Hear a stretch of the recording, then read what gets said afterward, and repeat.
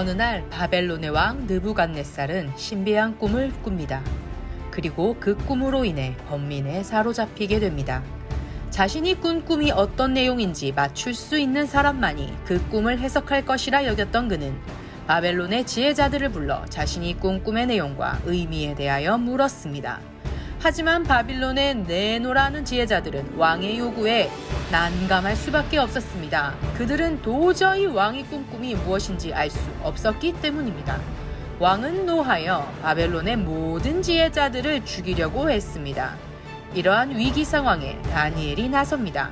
그는 하나님께 기도하였고 하나님은 다니엘로 하여금 느부갓네살 왕이 꾼 꿈이 무엇인지 그리고 그 의미가 무엇인지 알게 하셨습니다. 이제 다니엘은 느부갓네살 왕 앞에 섰습니다.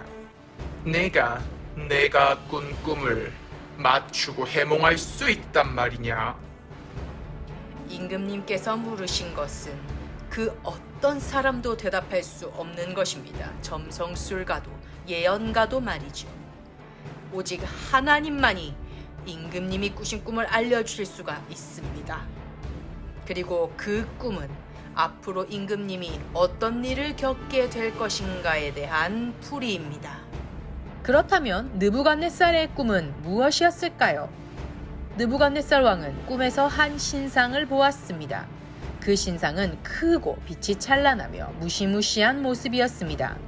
그 신상의 머리는 순금이고 가슴과 팔은 은이며 배와 넓적다리는 노쇠이고 무릎 아래는 쇠이며 발의 일부는 쇠, 일부는 진흙이었습니다.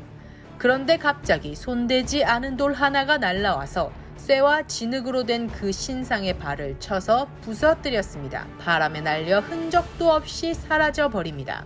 그러나 그 신상을 친 돌은 큰 산이 되어 온 땅에 가득 차게 됩니다. 그렇다면 이러한 꿈이 의미하는 바는 무엇일까요? 왕의 꿈에 등장한 신상은 4가지 재료로 이루어져 있습니다.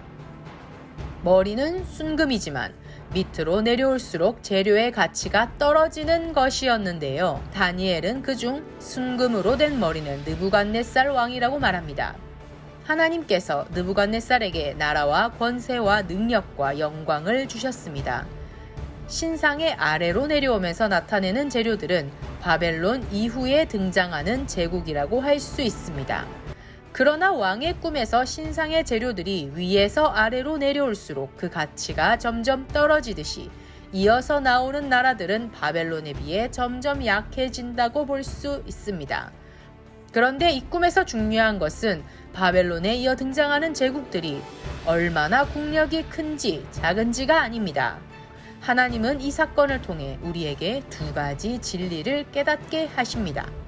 첫째, 손대지 아니한 돌에 의해 무너지는 신상을 통해 결코 영원한 나라는 없음을 알려주셨습니다.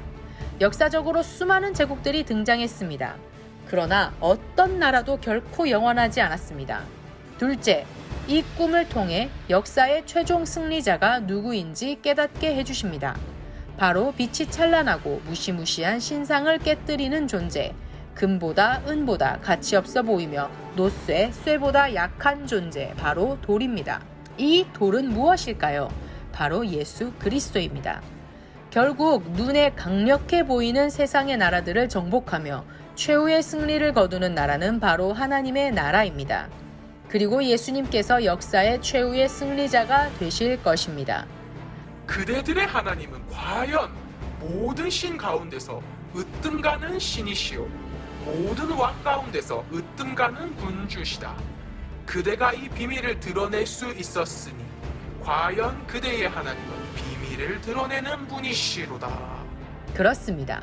하나님께서 바벨론의 한가운데 자신의 영광을 드러내고 계신 것입니다.